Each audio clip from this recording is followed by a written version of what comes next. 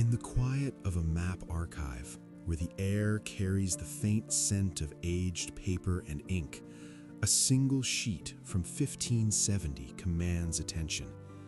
Abraham Ortelius spreads it open under lamplight. Tartaria, sive Magni Chami Imperium.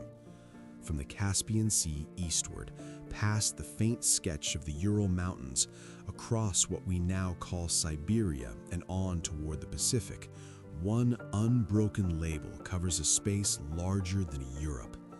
No precise borders, no measured cities, just the word floating across the page like a question left unanswered. The name had not appeared from nothing. It surfaced in European records soon after the Mongol armies swept westward in the 13th century. Chroniclers, recording the shock of those campaigns, spoke of the Tatars, the people of the steppes who had been absorbed into the empire of Genghis Khan and his successors. In time, the spelling drifted, pulling in the echo of Tartarus, the Greek realm of torment. What began as a label for one nomadic confederation stretched on Western maps to cover every unknown reach of northern and central Asia. For hundreds of years, the term lingered because the land itself stayed veiled. Travelers returned with fragments, accounts of horse herds moving like clouds across grasslands, of khanates that rose and fractured after the Mongol Empire splintered in the 14th century.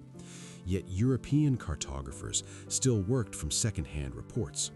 On Ortelius's sheet, the interior remains mostly empty, save for a small illustration of the Great Khan's seated tent. The coastlines wander uncertainly. The Korean peninsula is missing entirely, and a phantom strait of Anian suggests North America lies just beyond the edge. By the middle of the 17th century, the pattern had settled. Nicholas Vischer's 1657 map of Asia still presents Tartaria as one vast, undivided region, stretching from the Arctic shores south to the edges of Persia and China. No political lines cut through it. The label simply marked what Europeans did not yet know in detail: the territories of Turkic and Mongol peoples, of Manchu groups rising in the east, of landscapes too wide for any single ruler to hold after the Great Khans had gone. Observers at the time noted the subdivisions creeping in: Little Tartaria for the Crimean Khanate along the Black Sea, Chinese Tartaria for the lands north of the Great Wall that would later be called Manchuria, Independent Tartaria for the western steppes still beyond firm control, Great Tartaria or Russian Tartaria for the enormous northern expanse that Russian fur traders were only beginning to cross. The maps kept shifting, yet the name endured. It endured because the region resisted easy definition. Russian Cossack bands had pushed eastward from the Urals as early as the 1580s, when Yermak's small force defeated the Siberian Khanate at the Irtysh River. But those advances were slow, driven by horse herds and the need for new river routes rather than systematic mapping. The land remained, on paper, largely Tartaria, until the moment when the blank spaces began to fill. The change came quietly, measured in expeditions rather than proclamations. In the early 18th century, Russian surveyors and Jesuit missionaries working under Qing patronage started sending back coordinates that could no longer be ignored. By 1757, Guillaume de Lisle's map of Tartary already carried modifiers everywhere: Muscovite Tartaria in the north, eastern and western Tartaria dividing the center, Chinese Tartaria hugging the Pacific. The single word was splintering under the weight of new data. Russian expansion accelerated the process. Forts rose along the Lena and Amur rivers. The Russian Geographical Society, founded in 1845, coordinated surveys that replaced vague labels with measured provinces. Alexander von Humboldt crossed the Altai in 1829 and returned with precise observations. Igor Meyendorff's journeys through Central Asia in the 1820s added further detail.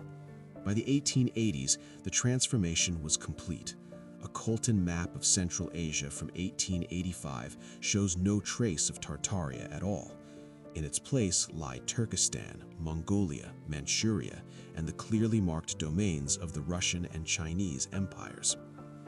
The old name had not been erased by conspiracy or catastrophe. It had simply become unnecessary. Where Europeans once saw a single mysterious expanse, later generations saw the actual contours, the successor khanates of the Golden Horde, the Siberian peoples who had lived there for millennia, the Scythian burial mounds frozen in permafrost that archaeologists would later open to reveal tattoos and felt carpets from centuries before the Mongols ever rode.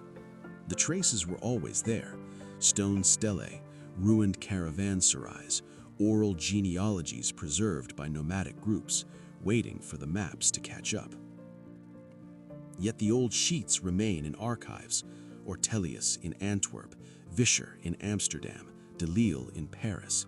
The Russian Geographical Society still keeps dozens in its collections and has shared them openly when modern questions arose. Each one records a moment when half a continent was labeled with a single word because that was all the knowledge permitted. In the quiet spaces between those fading inks, one notices how completely a name can vanish, not through hidden resets or lost empires, but through the slow, patient work of seeing what was always present.